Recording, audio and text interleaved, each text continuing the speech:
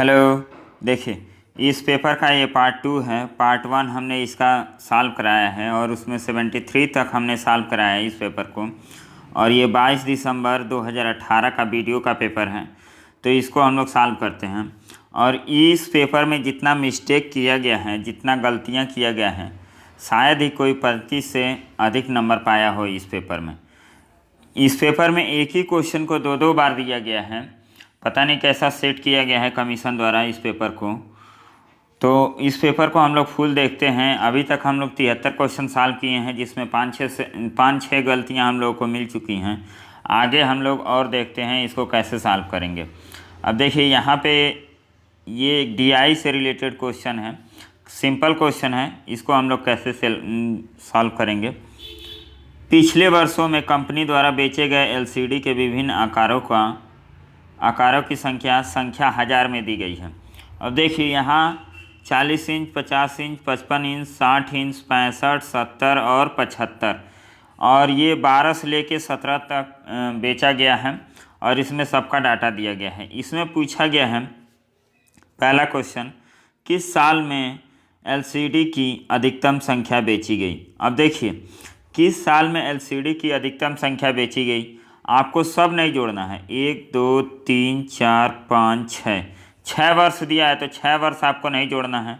जोड़ना क्या है, बस इनमें जो दिए गए हैं वर्ष हैं उनको आप जोड़ लीजिए। तो यहाँ पे देखिए कैसे इसको निकाला जा सकता है।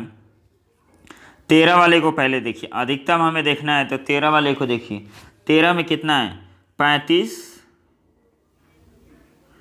इसको जोड़ने का एक तरीका देखिए, दहाई वाले अंक को पहले जोड़ लीजिए। 4 3 7, 7 3 10, 10 3 13, 13 14 15, मतलब 150। यहाँ पे आ गया 150 लिख दिए। अब उसके बाद इकाई वाले अंक को जोड़ लीजिए। इकाई वाले अंक को जोड़ेंगे तो ये 150 दहाई वाला आ गया। ऐसे जल्दी हम लोग जोड़ पाते हैं। उसके बाद 3 5 8, 8 और 4 12, 12 8 20, 20 3 23, 24, 24 और 6 30, मतलब ये कितना आ गया, 180। तो 180 इसकी टोटल संख्या आ गई इस वाले की। तो 13 में कितना आ गया है, 180। तो इस तरीके से आप लोग जोड़िए, जैसे भी जोड़ना है, काफ़ी सिंपल है। इस क्वेश्चन को आप लोग कर सकते हैं। 14 में देखिए, 14 में आप लोगों को क्या लाना है। 14 वाला देखिए, ऐसे देखने से आपको लग रहा है कि 13 से अधिक होगा, क्योंकि 54 दिया है और 46 दिया है। तो ये दोनों मिलके 100 हो गए, और 100 और 180 और 193, 193, 201, 213, और 213 में 11 जोड़ेंगे तो 224। तो ये कितना हो गया, 224।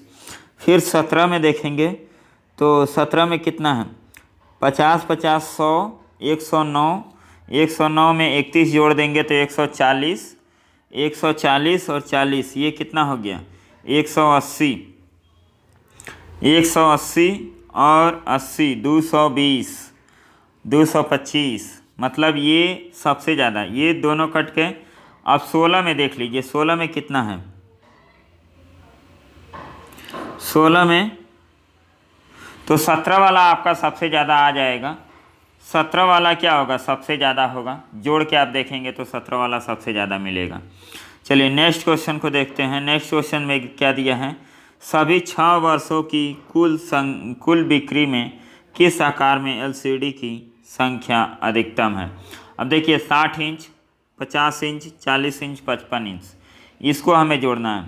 तो एक अंदाज़ा लगाइए, जैसे हम लोग 17 वाला अंदाज़ा लगा लीजिए कि 17 में सबसे ज़्यादा LCD बेचा है। अब हम लोग को कौन कौन सा दिया है, 60, 40 50 60 और 55, 40 50 55 60।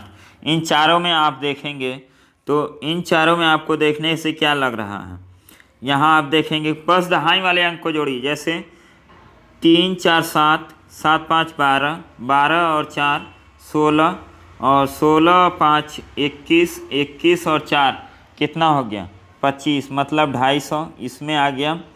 फिर इसको आप जोड़ेंगे तो 2 3 5, 5 4 9, 9 और 9 18, 18 और 3 21, ये आ गया 21। तो 40 वाला अभी ज़्यादा है, फिर 55 वाला जोड़ दीजिए। 1 और 3 4, 4 8, 8 5 13, 13 4 17, 17 और 5 22, तो ये भी कम ही है, ये भी कम है। फिर आगे हम देखेंगे तो 6 2 8, 8 और 3 13, 8 और 3 11, 11 4 15, 15 3 18, 18 और 4 22, 22 और 5 27, मतलब 60 वाला क्या जा रहा है, 270 से ज़्यादा जा रहा है। अभी हम केवल दहाई वाला जोड़े हैं, ये एग्जैक्ट नहीं है। तो एक अंदाज़ा हम लोग निकाल लिए कि ये 70 वाला क्या है, 270 वाला 60 इंच वाला सबसे ज़्यादा होगा। तो इस तरह अंदाज़ा लगा सकते हैं, या टाइम तो बहुत होता है, 2 घंटे का पेपर होगा तो आप उसमें पूरा जोड़ के भी आप लिख लेंगे तो आपको आंसर मिल जाएगा। ये आसान क्वेश्चन है। अब ये थोड़ा सा कठिन क्वेश्चन बन गया है, इसको हम लोग कैसे करेंगे इसमें देखना है आपको। इसमें आपको सॉल्व करने के लिए एक हम निकाल के बता देते हैं, बाकी इसको आप लोग निकाल के इसका आप लोग समझिएगा कि कितना आ रहा है। किस वर्ष में बेचे गए कुल एलसीडी की कुल संख्या में से बेचे गए 50% के एलसीडी का प्रतिशत अधिकतम है? 16, 14, 15, 16, 17। तो यहाँ पे आप देखेंगे इसको निकालना है, 14 से लेके आपको 17 तक निकालना है, 14 से लेके 17 तक। तो इसको आप लोग कैसे निकाल सकते हैं, और इसमें 55 वाला ही निकालना है। 14 से लेके आपको 17 तक पूरा डाटा आपको जोड़ना पड़ेगा, फिर आपको उसका परसेंटेज निकालना पड़ेगा। जैसे 14 में हम जोड़ें तो 14 में 55 वाला कितना है, 46 है, तो 46 को हम लोग यहाँ पे रखेंगे, और नीचे 14 में जितना है उसको हम लोग यहाँ रखेंगे, फिर 100 से इसको मल्टीप्लाई करेंगे, फिर परसेंटेज निकालेंगे। फिर यही काम हम लोग 15 में करेंगे, यही काम 16 में करेंगे, और यही काम 17 में करेंगे। तो जिसका परसेंटेज सबसे ज़्यादा आएगा वही क्या होगा, आंसर हो जाएगा। चलिए हम लोग 14 को निकालते हैं। 14 वाले को देखिए, हम लोग 14 वाले को कैसे निकाल सकते हैं। तो 14 वाले में क्या है, इसका 55 का है 46, तो हम लोग 46 लिख देते हैं, और फिर इसको जोड़ते हैं। ये जोड़ेंगे तो कितना हो जाएगा, 5 4 9, 9 4 13, 13 4 17, 17 1 18, 19, 19 का मतलब 190। अब दहाई इकाई वाले को जोड़ देते हैं, 4 6 10, 10 6 16, 16 6 23, 23 24, 24 2 26, 26 और 8 कितना हो गया, 34। तो इसको हम लोग यहाँ पे लिख लेंगे 4 और 9 3 12 और 2 गुणे इतना आपका आ गया। अब इसको हम लोग किससे काट सकते हैं, 2 से काटेंगे तो ये 11 और 2, फिर इसको 2 से काटेंगे तो ये 23 आ गया। अब फिर इसको हम लोग डिवाइड करेंगे इससे, इसमें हम लोग डिवाइड करेंगे तो ये कितनी बार में जाएगा, 2 बार में जाएगा तो 224। तो ये कितना हो जाएगा, 224 आ जाएगा। 224 6 आया, तो 6 आया, यहाँ पे इसको मिटा देते हैं। यहाँ देखिए, यहाँ 6 आएगा आपका, तो ये आगे 6 घटाएंगे तो और ये कट गया। फिर आपका यहाँ पे 0 आएगा, तो 0 यहाँ पे पॉइंट बढ़ाना पड़ेगा, तो फिर आपको यहाँ पे 600 आएगा। तो लगभग इसका जो वैल्यू आएगा 2.5 के करीब में आएगा। जो 14 वाला हम लोग निकालेंगे उसमें जो 55 इंच का जो एलसीडी है उसका प्रतिशत कितना आएगा, 2.5 के करीब में आएगा। तो इस तरह आप लोगों को 15 भी निकालना है, 16 भी निकालना है और 17 भी निकालना है, और जिसका प्रतिशत ज़्यादा होगा वही क्या हो जाएगा, आंसर हो जाएगा। तो एक हमने बता दिया, अब इसको आप लोग सॉल्व कीजिएगा। चलिए, इस टाइप का क्वेश्चन एक पहले भी पूछा गया है, इसको भी हमें निकालना है। देखिए यहाँ पे पूछा है कि विजय का जन्म किस वर्ष हुआ था। तो विजय का जन्म किस वर्ष हुआ था, तो इसमें हम लोग को क्या, विजय इस समय अपनी माता से 24 साल छोटा है, और विजय का भाई जिसका जन्म 2000 में हुआ अपनी माता से 30 साल छोटा है। तो 30 साल छोटा है तो उनकी माता का जन्म कितने में हुआ था, 1970 में, और इसमें 24 जोड़ देंगे तो ये कितना आ जाएगा, 1994 आ जाएगा। तो इसमें आपको दोनों स्टेटमेंट लेना पड़ेगा। ये डाटा सफिशिएंसी का क्वेश्चन है, तो इसमें कौन सा ऑप्शन हो जाएगा, कथन दोनों को लेना पड़ेगा तब ये क्वेश्चन आपका सॉल्व होगा। तो ये ऑप्शन डी आपका आंसर हो जाएगा। नेक्स्ट क्वेश्चन देखिए, ये भी क्वेश्चन पूछा गया है और इस क्वेश्चन में क्या है, यहाँ पे 250 था, यहाँ पे भी 50 था। तो इस तरह का क्वेश्चन इसके पहले भी पूछा गया। तो ये दोनों क्वेश्चन रिपीट किए गए हैं, बस थोड़ा सा डाटा बदला गया है। तो इसको हम लोग देखिए, इसको भी हमें दोनों से निकल जाएगा। तो 18 पेन की कुल लागत क्या होगी यदि प्रत्येक की कीमत समान है। तो देखिए प्रत्येक पेन की लागत 1/4, प्रत्येक पेन का जितना भी लागत है उसका 1/4 कितना है, 1/4 है 50 रुपया। तो पूरा टोटल वैल्यू कितना हो जाएगा, टोटल वैल्यू 200 रुपया हो जाएगा। मतलब एक पेन की लागत कितनी हो जाएगी, 200। तो पहले डाटा से तो निकल गया। अब दूसरे से देखते हैं, 3 पेन की कुल लागत 2 पेन की कुल लागत से 200 अधिक है। तो 3 पेन की जितनी लागत होगी 2 पेन की लागत से कितना अधिक है, 200। और इसमें अंतर कितना है, 1 का। तो 1 बता रहा है 200 को, तो पूरे की वैल्यू आप निकाल सकते हैं। तो इसमें या तो पहला या तो दूसरा, दोनों से हम लोग डाटा को सॉल्व कर सकते हैं। तो यहाँ पे कौन सा ऑप्शन हो जाएगा, ये ऑप्शन आपका सही हो जाएगा।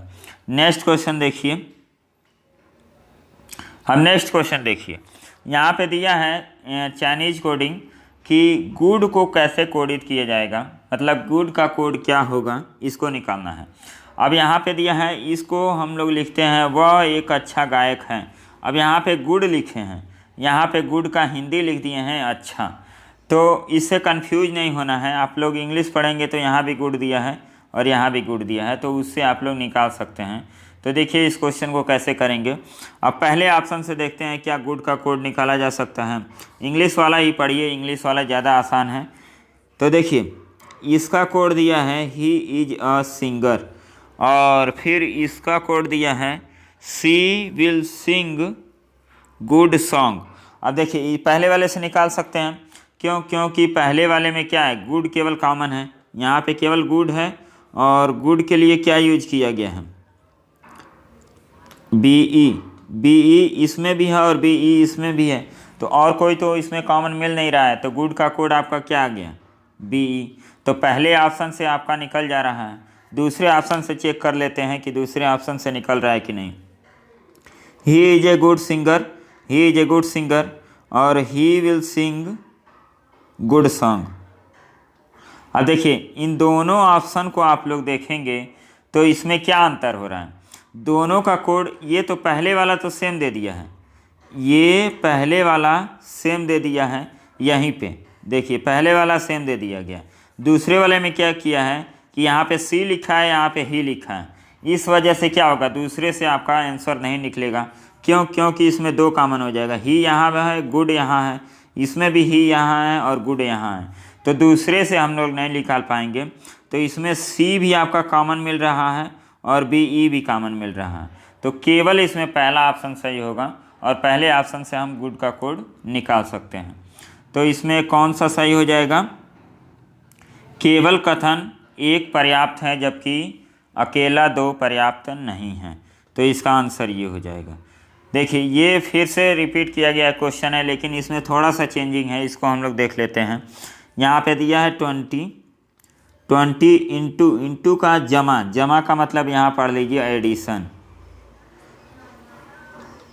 एक तरह से एकदम फर्जी काम किए हैं, जैसे ऐसे लोगों को पेपर सेट करने के लिए दे दिया गया था जिसको रीजनिंग से कोई मतलब ही नहीं है, कोई वर्क नहीं करना है। एक तो क्वेश्चन गलत देना है और उसके बाद जो मर्जी आए वो लिख देना है, ताकि लड़का उसी में कंफ्यूज हो और क्वेश्चन रॉन्ग करें। तो ये अभी तक का पेपर हमें सबसे ज़्यादा फालतू लगा है कि इसमें मिसप्रिंट भी बहुत ज़्यादा है। एक तो क्वेश्चन का पैटर्न भी ऐसा सेट किया गया है कि लड़का उसी में कंफ्यूज हो जाए। अब देखिए यहाँ डिवाइड माइनस का अर्थ क्या लिखा गया है, यहाँ माइनस का अर्थ है डिवीज़न, माइनस का अर्थ क्या है डिवीज़न 4। फिर प्लस का अर्थ, प्लस का मतलब गुणा, प्लस का मतलब गुणा 2। और डिवाइड का घटाना का लिखा है, तो यहाँ पे इसको कर देंगे। तो अब देखिए इसे 4 से काटेंगे, पहले करते हैं का को पहले काटिए ता पीछे 2 भाग ऋण को ता पीछे दो भाग, गुणा करो धन जोड़ को धन जोड़ दो, ऋण को दियो घटाएं, ऐसे कुछ है।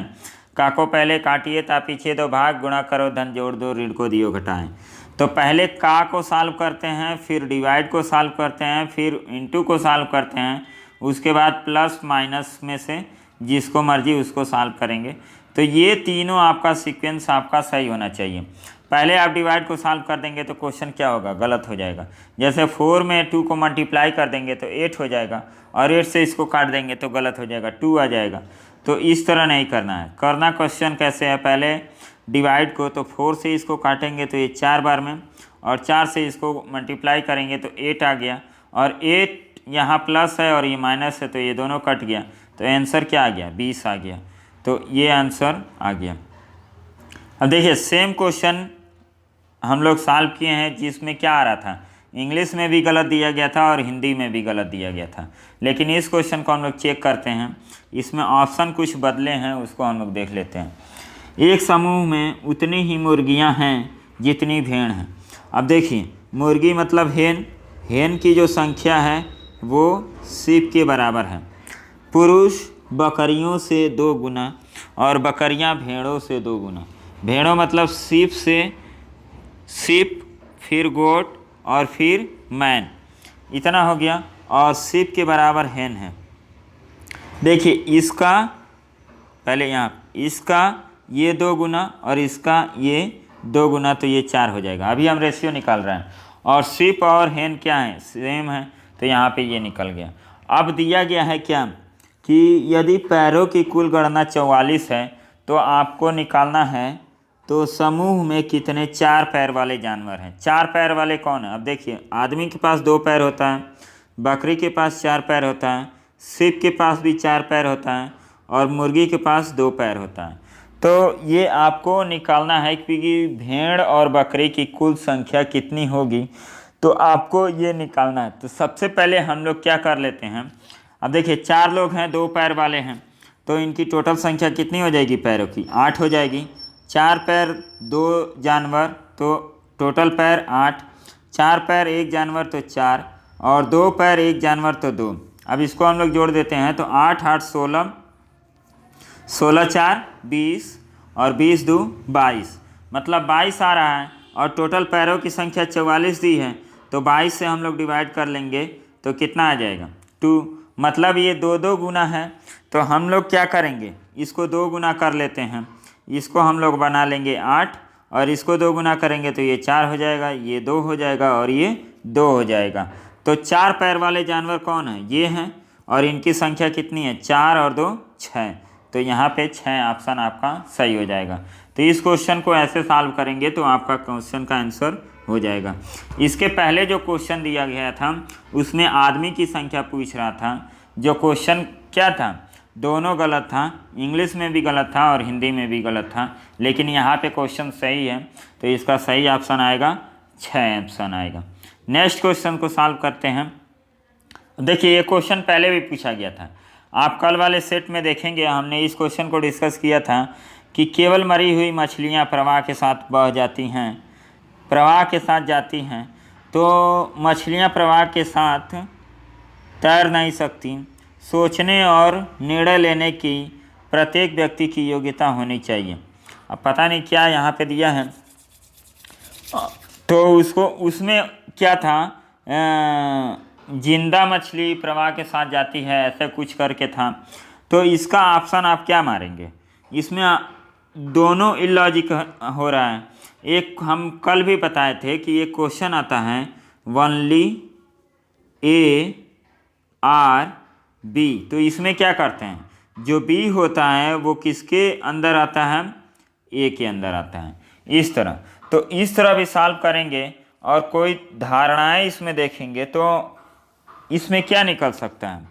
यहाँ तो कुछ लॉजिक बैठ नहीं रहा है कि केवल मरी हुई मछलियाँ प्रवाह के साथ जाती हैं, मछलियाँ प्रवाह के साथ तैर नहीं सकती, मछलियाँ प्रवाह के साथ तैर नहीं सकती, ये तो गलत लग रहा है।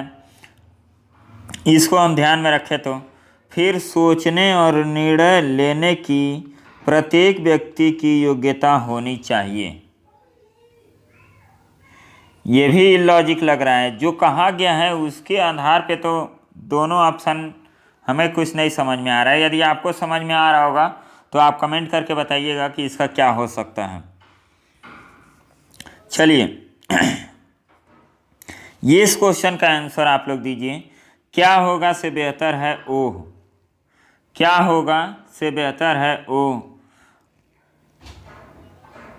अब देखिए इसका हम लोग एक लॉजिक बैठा सकते हैं। जैसे मान लीजिए कि हम किसी कंपटीशन की तैयारी कर रहे हैं और हम डर रहे हैं कि हमारा कंपटीशन निकलेगा कि नहीं निकलेगा, क्या होगा, व्हाट विल बी हैपन। तो यहाँ पे आप क्या होगा से बेहतर है कि ओ का मतलब है कि क्या, कि हमने तैयारी नहीं की, ऐसे टाइप का। तो जो भी काम करना है उसको क्या करना है, अच्छे से करना है। ये नहीं सोचना है कि क्या होगा, आप बाद में अफसोस उसको नहीं जाहिर कर सकते हैं। मतलब करके अफसोस करना ज़्यादा बेहतर है, भले सिवाय इसके सोचना कि क्या होगा। कोई काम कर लीजिए, नहीं होता है तो आप अफसोस जाहिर कीजिए, वो चलता है। लेकिन आप पहले ही आप मान लीजिए कि क्या होगा, क्या ऐसे होगा, नहीं होगा, इस तरह का मानेंगे तो ये क्या होगा, आपका सही नहीं है। तो यहाँ पे देखिए जो धारणाएं दी हैं, समस्याओं को देखकर छोड़ने से पहले आपको प्रयास करना चाहिए। तो ये सही लग रहा है कि समस्या जो भी है उसको छोड़िए मत, उसमें प्रयास कीजिए, जो रिजल्ट आएगा वो देखा जाएगा।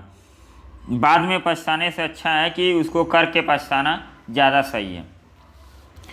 अब देखिए यदि आप असफल होते हैं तो भी आप सीखेंगे कि समस्या से कैसे निपटा नहीं जा सकता। अब देखिए यहाँ पे नहीं वर्ड आया है, इसलिए क्या, मान लीजिए कि कोई काम कर रहे हैं और कोई काम आप कर रहे हैं, आप असफल हो गए, तो उससे आप सीखेंगे ना कि हमने क्या गलती की कि हम असफल हो गए। तो यहाँ पे आप सीखेंगे कि समस्या को कैसे निपटा जा सकता है और हम बेहतर कैसे कर सकते थे ताकि हम इस समस्या से डील कर सकते थे। तो यहाँ पे आप कुछ ऐसा तो होगा नहीं कि आपको कुछ सीखने को नहीं मिलेगा। तो यहाँ नहीं दिया है तो ये क्या हो गया, गलत हो गया। केवल फर्स्ट वाला आपका सही होगा। यदि यहाँ पे नहीं दिया होता तो ये भी ऑप्शन आपका सही होता। चलिए इसको हम लोग देखते हैं। यहाँ पे दिया है यदि रिवर्स वर्णमाला में, रिवर्स का मतलब कि ए से हम यहाँ स्टार्ट करते हैं और जेड तक जाते हैं। अब हमें जेड से स्टार्ट करना है और ए तक जाना है। तो इसको देखिए, किसी रिवर्स वर्णमाला श्रृंखला में बाईं ओर से 12वें के दाएं कौन सा अक्षर 8वां होगा। इनके दाएं 8वां, मतलब बाईं ओर से कौन पूछा गया है, 20वां क्वेश्चन, 20वां नंबर का पूछा गया है। तो देखिए आप तो पहले इधर से जेड और इधर ए ला दिए, तो इधर से काउंटिंग करेंगे तो 20वां और इधर से काउंटिंग करेंगे तो कौन, 7वां। आप काउंट कर लीजिए। तो 7वां नंबर पे कौन आता है, जी आता है। तो 7वें नंबर को इधर से हम काउंट करेंगे तो भी वो 20वां इधर से होगा। क्यों, क्योंकि 20 और 7 कितना होता है, 27, और 27 क्या होता है, रिवर्स का उल्टा होता है। तो यहाँ पे सही ऑप्शन क्या हो जाएगा, जी आपका ऑप्शन हो जाएगा। और नहीं समझ में आ रहा है तो आप लोग क्या करेंगे, जेड से आप लोग ए से ए तक लिख लेंगे, तब भी आपका आंसर आएगा। इधर से लिखिएगा, इधर से लिखना दिक्कत होगा, तो इधर से ए बी सी डी ऐसे करके आप लोग लिख लीजिएगा। चलिए नेक्स्ट क्वेश्चन। यदि अंग्रेजी वर्णमाला को पहले और अंतिम वर्ण को छोड़कर 4 भागों में बांटा जाता है और प्रत्येक भाग को रिवर्स कर दिया जाता है तो बाएं से 18वां क्या होगा। अब देखिए जो फर्स्ट पे है और जो 26 पे हैं इसको हम लोग फिक्स रखते हैं। तो बचे कितने, 24 आपके लेटर बचे, और 24 को 4 भागों में बांटा जाता है, मतलब 6, 6, 6 और 6 में बांटा जाता है। तो पूछा जा रहा है कि बाएं से 18वां अक्षर कौन सा होगा। तो ये इसको आप लोग कैसे लगाएंगे। अब देखिए बाएं से 18वां इधर होगा, तो बाएं से 18वां आप देखेंगे तो ये 6 और ये 6 में तो 18 आएगा नहीं, क्योंकि 6, 6, 12 और 1, 13 हो गया। 18वां आपका यहीं आएगा, तो 18वां यहीं आएगा। तो इसको हम लोग कैसे निकालेंगे। अब देखिए ए पर होता है आपका ये, और बी पे ये हो गया, और एक साथ जी हो गया, और फिर जी के बाद यच आया और यच 13 नंबर पे कौन होता है, यम होता है, तो इसको छोड़ दीजिए। अब बचा 14 और 14 फिर से आप 19 नंबर का देखिए, आपका हो गया कितना, ये यस। तो अब हम लोगों को कैसे लिखना है, यस को इधर लिखना है, यस और यन को इधर लिखना है। यन के बाद ओ के बाद पी के बाद क्यू के बाद आर और आर के बाद यस। तो 18वां आपको निकालना है। तो 13 तो आपका पहले से निकल गया, 13, 14, 15, 16, 17, 18। तो 18 नंबर पे क्या आया, ओ आपका आ गया। तो इस तरह आप लोग क्वेश्चन को कर सकते हैं। तो इसका ऑप्शन क्या हो गया, ओ होगा। चलिए नेक्स्ट लिखिए, फेटर का मतलब होता है हथकड़ी, जंजीर से किसी को बांध देना, और उसका उल्टा होता है लिबरेट, मतलब उसको मुक्त कर देना। सकेल का मतलब ये होता है कि किसी को बांधना हथकड़ी से, और इसका मतलब होता है लूज। तो इसमें समान आपको सदृश बताना था, तो इसमें आपका पहला क्या होगा, सही हो जाएगा। नेक्स्ट क्वेश्चन काफ़ी आसान क्वेश्चन है। तो देखिए नेक्स्ट क्वेश्चन, इसको हम लोग कैसे करेंगे, इसमें सबकी नंबरिंग दी हुई है, तो आप लोग नंबरिंग को आप लोग बस सेट कर दीजिए। CO का क्या दिया है, 85, तो ये कट गया, ये कट गया, अभी 85 सही जा रहा है। और उसके बाद NUT, तो N का क्या है, 4 है, 4 के बाद 9 और 9 के बाद 3, तो कौन सा ऑप्शन हो जाएगा, ये ऑप्शन आपका राइट हो जाएगा। काफ़ी आसान क्वेश्चन, ये थोड़ा अच्छा क्वेश्चन है, इसको हम लोग देखते हैं। इसको देखिए, एक दौड़ प्रतियोगिता में रेखा 10 सेकंड मार्जिन से माला से पहले आई। अब रेखा जो है माला से पहले आई कितना सेकंड, 10 सेकंड। फिर इनिका अरुषि से 12 सेकंड पहले आई, इनिका अरुषि से 12 सेकंड पहले आई। फिर वसंधा गौरी से 18 सेकंड पहले आई, वसंधा गौरी से 18 सेकंड पहले आई। माला वसंधा के 1 सेकंड बाद आई, मतलब वसंधा कहाँ हो जाएगी, यहाँ हो जाएगी। इसको हम लोग लिखेंगे तो आर यहाँ, यम नहीं, यम के पहले वसंधा होगा और वसंधा के पहले ये यम होगा। उसके बाद वसंधा के बाद आई और इनिका गौरी के बाद 2 सेकंड, और इसके बाद हो जाएगा जी, और जी के बाद आई, और आई के बाद ए। तो ये आपका क्रम हो गया। अब इसमें आपका जो पूछे वो आप लगा दीजिए। तो दिए गए दोस्तों में से प्रतियोगिता में तीसरा कौन आया, तो तीसरा कौन आया, माला आया। तो माला ऑप्शन आपका सी हो जाएगा। इस क्वेश्चन को आप लोग ऐसे सॉल्व करेंगे तो ही आपका आंसर निकलेगा। आप ये थोड़ा कठिन हो जाता है जिन लोगों की प्रैक्टिस नहीं है, तो आप लोग रीजनिंग में जितना ज़्यादा प्रैक्टिस करेंगे उतना ही ज़्यादा आप लोगों को अच्छा रहेगा। आप लोग प्रैक्टिस कीजिए, आप लोग रीजनिंग कर ले जाएंगे। ये देखिए सिलॉक्स हमने पढ़ाया है, काफ़ी आसान क्वेश्चन इससे बनते हैं। कुछ पत्थर रत्न हैं, तो कुछ स्टोन क्या है, सम स्टोन्स क्या है, गेम्स हैं, रत्न को गेम्स कहते हैं शायद। और some games are pearls, some games are pearls, some pearls are malice, तो सम गेम्स आर पर्ल्स यहाँ पे देखोगे। कुछ पत्थर मोती हैं, तो कुछ पत्थर यहाँ पे सम स्टोन्स आर पर्ल्स। अब देखिए इसका कोई संबंध है नहीं है, तो हम लोग क्या करेंगे, इसको काट देंगे। कुछ गेम्स आर मॉल्स, अब देखिए इसका भी कोई संबंध नहीं है, तो ये भी क्या हो गया, गलत हो गया। कुछ सम मॉल्स आर पर्ल्स, तो इसका संबंध आपको मिल जाएगा, तो इसका संबंध है, तो ये गलत है, तो ये सही हो जाएगा। सम मॉल्स आर जेम्स, ये भी क्या हो जाएगा, ये भी गलत हो जाएगा। तो केवल आपका ऑप्शन थर्ड सही होगा। तो ऑप्शन कौन सा सही हो गया, थर्ड आपका सही हो जाएगा। ये देखिए ब्लड रिलेशन का क्वेश्चन, इसको हम लोग सॉल्व करते हैं। आसान है ये भी क्वेश्चन। मान लीजिए ए बी की बेटी है, ए जो है बी की बेटी है और बी सी की बेटी है।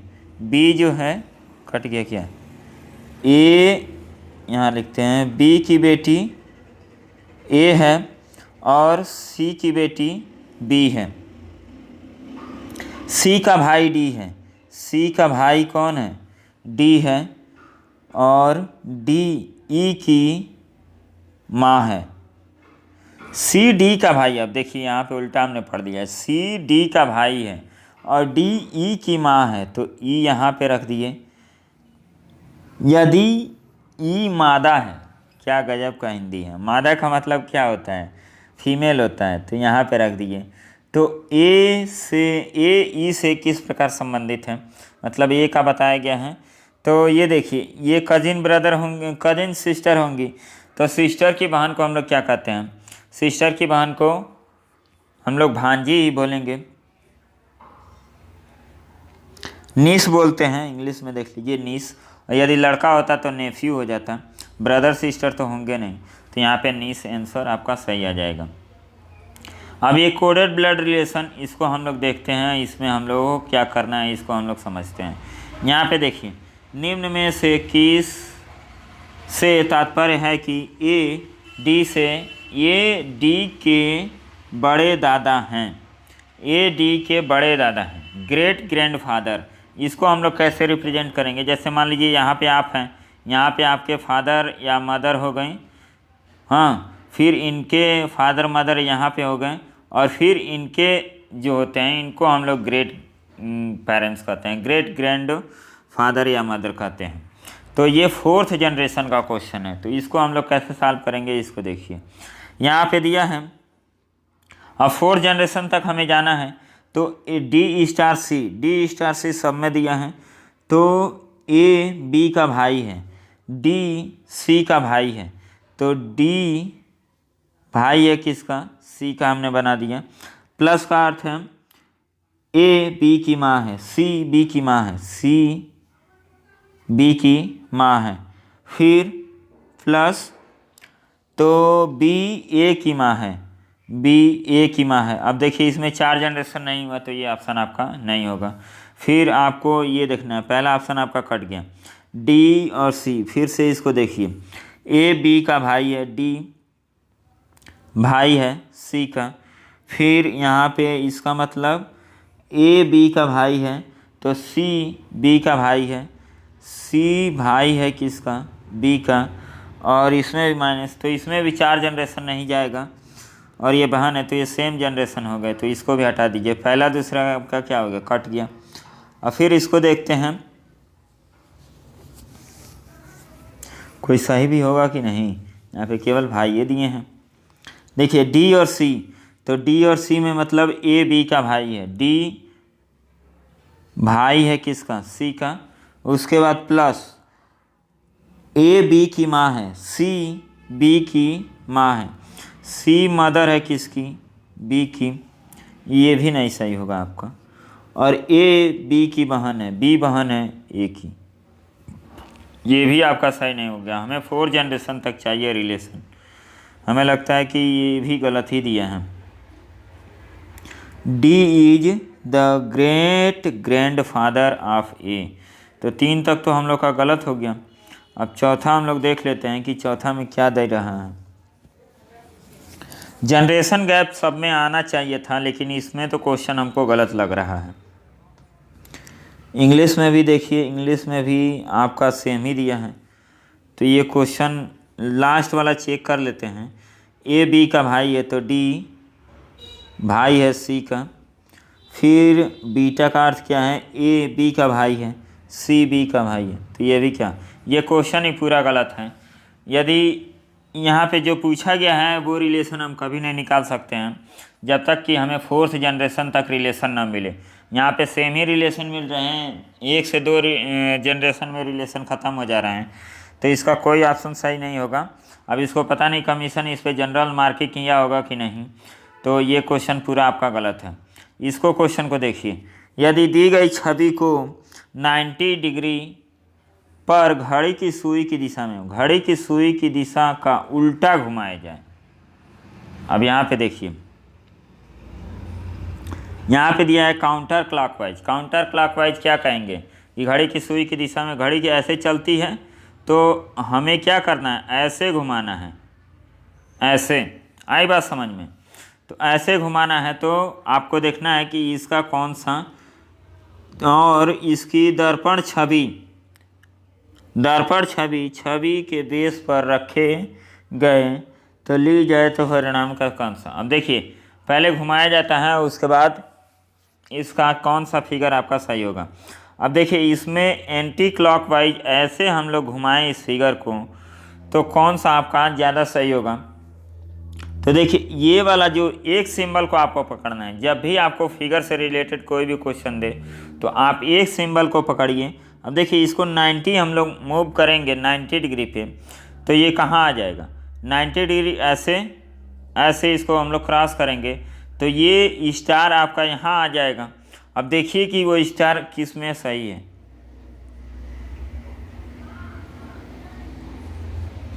अब देखिए आपका स्टार कहाँ आएगा, स्टार आपका आएगा यहाँ पे और एक स्टार यहाँ पे आएगा। फिर से उसका हम लोग दर्पण प्रतिबिंब लगाएंगे तो फिर से स्टार कहाँ आ जाएगा, यहीं और यहीं आ जाएगा। मतलब इसमें क्या हुआ कि ये जो फिगर है ये सेम फिगर ही आपको मैच कराना है। जहाँ सेम फिगर मैच हो गया वही ऑप्शन आपका सही हो जाएगा। तो सेम फिगर तो दूसरे वाले में ही दिख रहा है, दूसरे वाला ऑप्शन आपका सही हो गया। इसको आप लोग फिर से समझिए, पहले 90 डिग्री आप लोग मूव करेंगे, कैसे, ऐसे आप लोग घुमाएंगे तो केवल इसको आप लोग ध्यान में रखिए। तो ये आपका यहाँ पे आ जाएगा और स्टार एक यहाँ पे आ जाएगा और इसको आप लोग फिर से दर्पण में देखेंगे तो ये यहाँ पे आ गया, यहाँ पे आ गया। मतलब ये सेम फिगर ही आपसे पूछा जा रहा है। तो सेम फिगर का आंसर कौन सा हो गया, ऑप्शन नंबर बी। अब देखिए ये फिगर आप लोगों को, ये वेन डायग्राम से क्वेश्चन आप लोगों को पूछा गया था जिसमें यहाँ पे कितना था 300। आप इसका फर्स्ट पार्ट देखेंगे तो उसमें 300 दिखाया गया है और उसमें भी नहीं बताया गया है कि इसको हम लोग किस बेस पे सेट करें, परसेंटेज पे सेट करें, रेशियो पे सेट करें, किस पे सेट करें। तो यहाँ पे देखिए, यहाँ पे हम लोग का क्वेश्चन, वहाँ पे एक क्वेश्चन हम लोगों से नहीं लगा था, यहाँ पे देखते हैं कि कैसे लगाते हैं। अब इसको हम लोग 100% मान लें तो देखिए क्या 100% पे वेरीफाई हो रहा है। 22 और 21 कितना हो गया 43, 43 में 16 जोड़ना है और 4 4 8 8 16, 16 और जोड़ दीजिए तो देखिए 6 6 12 3 15 और 6 7, मतलब 100% पे हम लोग इसको लगा सकते हैं। ये कितना होगा, ये 100% होगा। यहाँ पे क्वेश्चन पढ़ेंगे 400 छात्रों में, 400 छात्रों के एक संस्था में 3 विषयों ए बी और सी में 5% दिखाया गया। अब देखिए यहाँ पे क्लियर कर दिया, हम पढ़े नहीं हैं सॉरी। तो यहाँ पे 5% आप लोगों को दिखा दिया गया है।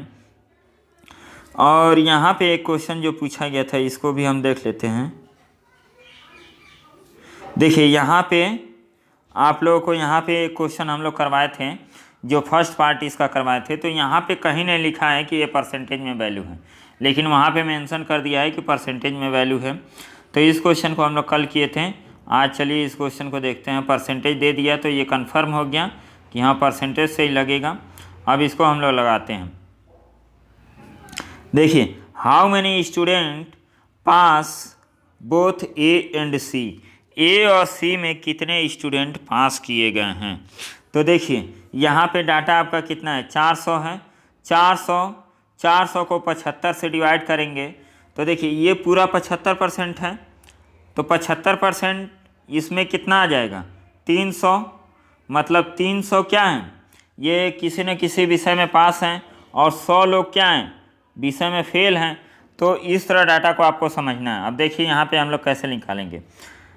तो ए और बी दोनों में पास हैं, तो ए और बी दोनों में कौन लोग पास हैं, यहाँ पे देख लीजिए, ये ए है, बी है और सी है। तो ए और बी को देखेंगे तो ए सर्किल है और बी सर्किल है, इसमें कितने लोग आ रहे हैं 9, और 9% आपको निकालना है 300 का 9, तो कितना हो जाएगा 27, ये आपका 27 आएगा।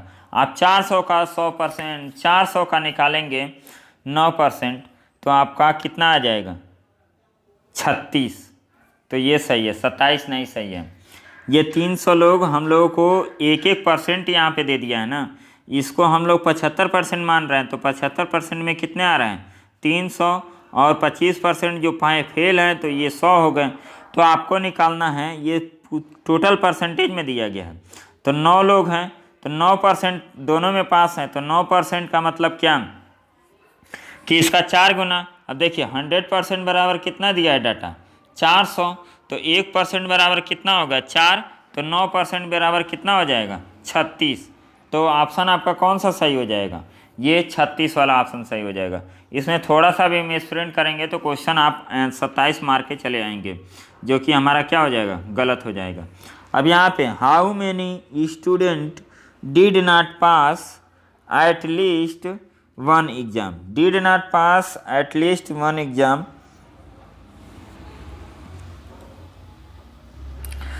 इस टाइप का एक क्वेश्चन उसमें भी था, वो भी नहीं लगा था।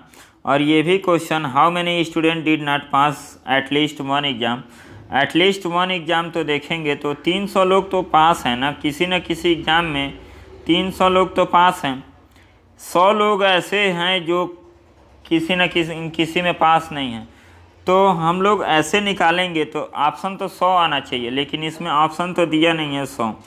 एक तरीका हम लोग और कर सकते हैं, 16, 22 और 21, ये एक एक सब्जेक्ट में पास हैं। और यहाँ पे क्या है, how many student did not pass at least one exam, at least one exam. तो इसका हम लोग कैसे सॉल्व कर सकते हैं। 100 लोग तो आ गए हैं पहले ही कि जो किसी न किसी सब्जेक्ट में पास नहीं है, लेकिन 100 तो ऑप्शन दिया नहीं है। यदि इसको मानेंगे तो 16 तियाँ 48, 16 तियाँ 48, ये 2 या 3 सब्जेक्ट में पास हैं 48 लोग। तो क्या 148 आपका आंसर आ रहा है, ये भी नहीं आ रहा है। फिर आप क्या कर सकते हैं, यहाँ पे देख लीजिए ये कितना है, 22 और 16, 22 और 21 कितना हो गया 43, और 16 इसमें जोड़ेंगे तो 9, और 9 और 4 कितना 9 हो गया ये, और ये हो गया 5। इसमें हम 4 से मल्टीप्लाई करेंगे तो 4 9 36, और 4 5 6 20, 20 3 23, तो इतना आ रहा है। तो देखिए इस क्वेश्चन का आंसर हमें लगता है कि 100 होना चाहिए, जो ऑप्शन दिया नहीं है। तो आप लोग इसको सॉल्व कीजिएगा यदि आप लोग जानते हो। हमें जहाँ तक जानकारी है कि इसका ऑप्शन 100 आना चाहिए। चलिए इसको हम लोग देखते हैं। How many student passed A or B but not C. अब ए आर बी में पास हैं लेकिन सी में पास नहीं है, तो ऐसे कितने हैं, ये कौन हो गए, इतने लोग ए या बी में पास हैं तो कितने हो जाएंगे, ये 16, 22 और 4 कितना हो जाएगा 20, 42। 42 में 4 से हमें मल्टीप्लाई करना है तो 4 दूना 8 और 4 चौका 16, 168 आना चाहिए। तो 168 आपका थर्ड ऑप्शन आपका आ गया। चलिए नेक्स्ट क्वेश्चन। नेक्स्ट क्वेश्चन में इसको आपको भिन्न देखना है, तो भिन्न ऑप्शन आपका कौन सा हो जाएगा। अब देखिए यहाँ पे एक ऐसे बनाया गया और इसको इस तरह से जोड़ा गया है। इस वाले में है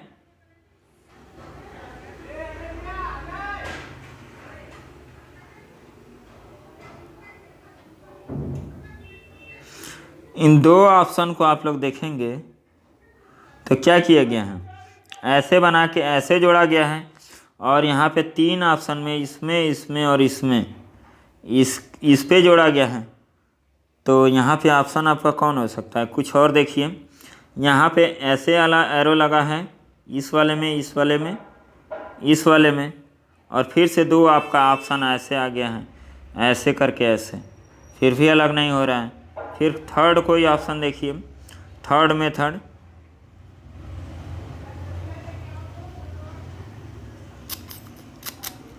ये भी लग रहा है क्वेश्चन आपका गलत दे रहा है, क्योंकि डिफरेंट तो आपका मिल नहीं रहा है। एक 3 और 2 का रेशियो मिल रहा है, तो हमें एक डिफरेंट चाहिए था। पहला डिफरेंट आप इस तरह देखेंगे, पहला आप इस तरह, तो ये 3 को इस तरह जोड़ा है, इसमें, इसमें और इसमें, और 2 को जोड़ा है इस तरह। तो 2 इसमें है और 3 इसमें है, जबकि ऑप्शन तो एक ही सही होना चाहिए ना। 1 2 3 4 5 फिगर दिया है, और हमें ये 4 में से 3 समान हो और 1 भिन्न हो, तब भी हमारा ऑप्शन सही हो सकता है। तो इसको हम लोग देख लेते हैं कि इस तरह के ऑप्शन बैठ रहा है। अब देखिए सी को हम लोग देखेंगे तो सी ऐसे जोड़ा गया है, बी में भी ऐसे जोड़ा गया है, ए में गलत है, ई में देखिए ऐसे जोड़ा गया है। तो इस तरह हम लोग देखेंगे तो 3 ऑप्शन आपके मिल गए, सी, बी और आपके डी, जिसमें इस तरह जोड़े गए हैं। और एरो से आप लोग देखेंगे तो एरो से यदि इस तरह आप लोग भिन्न कर रहे हैं तो ए ऑप्शन हो जाएगा। यदि एरो से देख रहे हैं तो एरो से ये वाला और ये वाला, इसमें कौन सा है? सी। सी में ये है, फिर बी में भी ये है, फिर ए में भी ये है, और ई में ये आ गया। तो एरो से देखेंगे तो ई ऑप्शन आ रहा है, इससे देखेंगे तो ए ऑप्शन आ रहा है, तो आप किसको मारेंगे? बाकी तो और कहीं आपको डिफरेंस दिखाई नहीं दे रहा है। तो ये भी क्या है? ये एग्जामिनर लायक क्वेश्चन है, जो सेट किए गए हैं क्वेश्चन और जो सेट किया है उसी से पूछना पड़ेगा कि भैया इसमें कौन सा लॉजिक लगा रहे हो। दो भिन्न आ रहे हैं तो हम किसको मारें और कौन सा ऑप्शन तुम दोगे? तो इसको आप लोग भी देखिए। हमें तो नहीं लगता है कि इसको ए भी मार सकते हैं, ई भी मार सकते हैं। तो अब कौन सा लॉजिक हम लोग लगाएं? इसको देखेंगे तो ए सही होगा, इसको देखेंगे तो ई सही होगा। अब दो ऑप्शन तो सही नहीं होता है, एक ही ऑप्शन सही होता है। तो छोड़िए उस क्वेश्चन को। मतलब ये पेपर एकदम वाहियात पेपर सेट किया गया था। इसमें हमें लगता है कि 8-9 क्वेश्चन हम लोग मिसप्रिंट देख चुके हैं कि गलती है।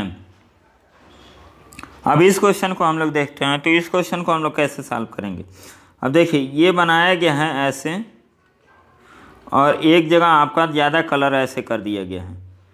तो इसको हम लोग मूव करें तो ये आएगा, और फिर ये भी आएगा और ये भी आएगा। ये बी वाला ऑप्शन आपका नहीं आएगा, तो बी वाला ऑप्शन आपका सही हो जाएगा। बी आपका डिफरेंट है। इसमें देखिए, इनमें से विषम चयन कीजिए। तो विषम मतलब ये पहले ऑप्शन को देखिए तो ए, ई, आई, ओ, यू सब वावेल हैं, तो यही आपका विषम हो जाएगा। नेक्स्ट, अभी ये बचे हैं क्या? 99 और ये। इसमें बताना है सभी 6 वर्षों की कुल बिक्री न्यूनतम किस साइज की एलसीडी टीवी की है। अब सभी 6 में देख लेना है कि न्यूनतम किसकी है बिक्री। 70 वाला देखेंगे, 6 वर्षों में कुल किसकी बिक्री कम है। तो 70 का ऐड करेंगे। कुल बिक्री न्यूनतम किस साइज की एलसीडी का है, किस साइज की एलसीडी का है। तो 70 वाले को देखेंगे तो 12 में भी कम है, नहीं 12 से कम है 75।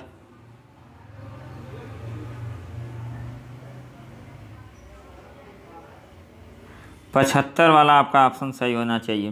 देखिए, 75 वाला जो इंच का टीवी है वो हर वर्ष में कम बेचा गया है, हर वर्ष में कम है, लेकिन यहाँ पे एक बराबर हो गया है। तो यही आपका ऑप्शन सही होगा, बाकी और कोई नहीं सही होगा। इसमें 100 लास्ट क्वेश्चन क्या दिया गया है? किस वर्ष बेचे गए कुल एलसीडी टीवी की संख्या में से बेचे गए 60 की टीवी की एलसीडी की प्रतिशत। अभी हम लोग क्वेश्चन को सॉल्व किए हैं 12, 14, 15, 16। तो इसमें देखिए 16 का निकालना है, तो आप एक को निकाल के देख लीजिए। 60 इंच वाला, तो 60 इंच वाला क्या है? 16 में 42 है, तो यहाँ पे 42, और 16 वाले को सबको जोड़ना पड़ेगा। तो 5 4 9, 9 4 13, 13 4 17, 17 और 3 20, 1 21, मतलब 210, और यहाँ पे 6 2 8, 8 9 17, 17 और 2 19, 19 4 23, 23 और 8 31, 31 और जोड़ दीजिए। यहाँ पे 1 4 और 2, इसको हम लोग डिवाइड करेंगे 100 से। तो देखिए 100 से डिवाइड करेंगे तो ये कितनी बार में जाएगा? इसको हम लोग 40 से अप्रॉक्स मान लें तो ये कितनी बार कटेगा? ये इससे कट गया, और 6 चौको 24, 6 सत्ते 42, और यहाँ पे 70 में हम लोग डिवाइड कर देंगे तो 1, यहाँ पे 3 मतलब 7। ये 17% के करीब में आया है आंसर 6 वाला। तो आप लोग और भी निकालेंगे तो 15 वाला आप लोग निकाल लेंगे तो देखेंगे कितना आ रहा है। तो इस तरह आप हर किसी का निकालेंगे तो उसमें जो भी ऑप्शन आए ऑप्शन को आप लोग टिक कर देंगे तो आप लोग का ऑप्शन मैच कर जाएगा। तो ये रहा कंप्लीट पेपर। 22 दिसंबर वीडियो का पेपर था और सेकेंड शिफ्ट का पेपर था, और इस पेपर में काफ़ी ज़्यादा मिस्टेक और मिसप्रिंट, कई जगह क्वेश्चन भी गलत हैं। यदि क्वेश्चन पूरा गलत माना जाए तो 3 से 4 क्वेश्चन क्या हैं, मिसप्रिंट हैं। और जो लोग इंग्लिश पढ़ना जानते हैं और इंग्लिश में क्वेश्चन बनाना जानते हैं वो लोग तो क्वेश्चन को निपटा देंगे, लेकिन जो लोग केवल हिंदी के भरोसे हैं उनका मैक्सिमम 9 क्वेश्चन इसमें क्या होगा, मिसप्रिंट आपका जाएगा, और उस क्वेश्चन के चलते आपका नेगेटिव मार्किंग भी जाएगा। और इसमें सबसे बड़ी बात, आप एक किसी क्वेश्चन पे फंस गए और आपका क्वेश्चन नहीं लगा तो आप ज़्यादा टाइम बर्बाद करेंगे, फ्रस्ट्रेशन होगा, आप ये सोचेंगे कि हम क्वेश्चन नहीं सॉल्व कर पा रहे हैं, इतना इजी क्वेश्चन है। तो इस क्वेश्चन में 35 से 40 नंबर पाना काफ़ी ज़्यादा टफ काम था। तो आप लोगों को 3 सेट हमने सॉल्व करा दिया है, और आप लोग देखिए और अच्छे से पढ़िए और खूब मेहनत कीजिए। जब भी एग्ज़ाम हो तो आप लोग का कोशिश रहें कि कितना भी पेपर गलती आए तो हम लोगों का 40 एटलीस्ट तो हम लोग को क्रॉस करना है, बाकी टारगेट रखना है 45 प्लस। देखिए पूरा क्वेश्चन हमने सॉल्व कराया है, 2 क्वेश्चन हमने छोड़ा है वेन डायग्राम का, वो हमें भी नहीं समझ में आ रहा था, और 48 क्वेश्चन को हमने यहाँ पे सॉल्व किया है, जिसमें हमने बताया है कि गलत कौन है और सही कौन है, सबको हमने सॉल्व किया है, और एक एक क्वेश्चन को हमने डिस्कशन किया है कि कैसे आपको सॉल्व करना है। तो आराम से पढ़ते रहिए। और आज जो वीडियो हमने रीजनिंग की तैयारी कैसे करें उसको हमने पूरा बताया है, और उसको अच्छे से देख के और उसको फॉलो कीजिए। और यूथ कंपटीशन का आप लोग बुक लेके आइए, उसमें जो प्रीवियस ईयर के दिए गए हैं आप लोग हो सके तो केवल रीजनिंग का ही खरीद लीजिए, तो काफ़ी अच्छा रहेगा और काफ़ी अच्छा आप लोग परफॉर्म करेंगे। तो चलिए मिलते हैं नेक्स्ट वीडियो में, तब तक के लिए धन्यवाद।